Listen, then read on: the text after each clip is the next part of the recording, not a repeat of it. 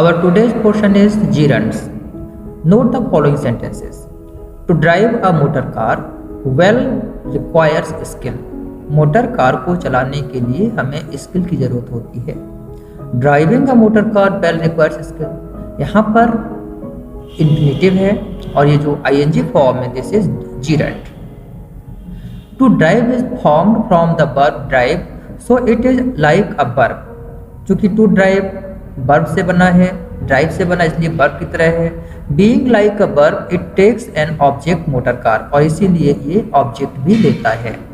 And is modified by an adverb well, और इसको वेल से मॉडिफाई किया गया, इसको चेंज किया गया, इसके मीनिंग को कंसिस्टेंसी दी गई है, यानी उसको ज़्यादा एक्सप्रेस किया गया है. To drive names an action. To drive क्या करता है? एक्शन का नाम है. द एक्शन ऑफ ड्राइविंग, और वो एक्शन है driving. So it is like a noun also, इसलिए एक नाउन जैसा भी हो गया. Being like a noun it is used as the subject of a verb, और इसीलिए ये आपका वर्ब का सब्जेक्ट के रूप में काम करता है.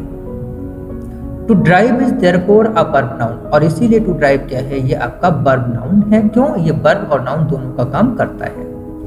We shall now see that like the infinitive to drive, driving is also a verb noun, और उसी तरीके से ड्राइविंग भी एक वर्ब नाउन है.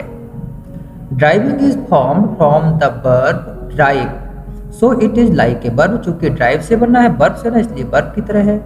Being like a verb it takes an object motor car, इसलिए इसको एक ऑब्जेक्ट चाहिए. And is modified by an adverb well. Driving names an action, the action of driving.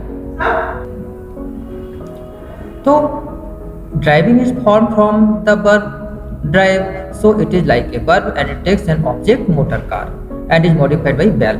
So driving names an action, the action of driving, so it is like a noun also. Being like a noun it is used as subject of a verb that is requires. Driving is therefore a verb noun, और इसीलिए to drive की तरह driving भी एक verb noun है. Note these sentences. He likes driving a motor car. He is very careful in driving a motor car. It will be noticed that in sentence 1 the gerund driving is the object of the verb. क्योंकि ये verb के बाद में आया है, इसलिए ये आपका object हो गया. पर like in sentence 2 the gerund driving is governed by the preposition in, और sentence 2 में ये in से govern होता है. Okay, now let us go to the definition. A verb that ends in ing and functions as a noun is called a gerund. तो मतलब ये हुआ कि जो वर्ब ing में एंड होता है और एक नाउन की तरह वर्ब करता है उसको हम gerund कहते हैं. नोट कीजिए कि the gerund is most commonly governed by a preposition. आमतौर पर सबसे ज़्यादा जो gerund है वो हमारा प्रीपोजिशन से गवर्न होता है. तो मैं समझता हूँ कि आप समझ गए होंगे कि gerund और इंफिनिटिव्स क्या होते हैं, कैसे होते हैं.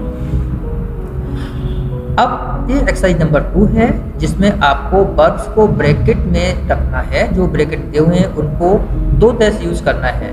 पहली बार में आप इसको gerund और द इंफिनिटिव या फिर इंफिनिटिव के रूप में यूज करना है सेंटेंस को कंप्लीट करने के लिए. I can't imagine Peter, go by bike. अब गो को हम टू गो या गोइंग, तो इसमें हम लिखेंगे I can't imagine Peter going by bike. Second sentence, he agreed to buy a new house.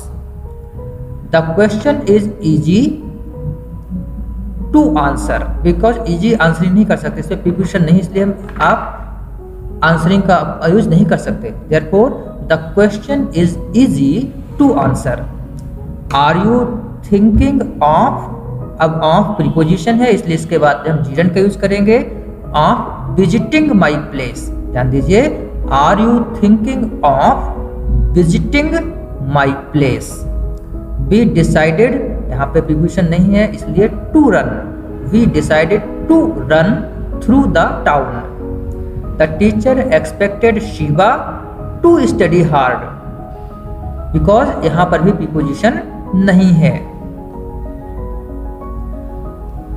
The man asked me how to get to the main road, कि सड़क मेन रोड तक कैसे पहुंचे। यहाँ भी प्रीपोजिशन है इसलिए हम इन्फिनेटिव का ही यूज करेंगे।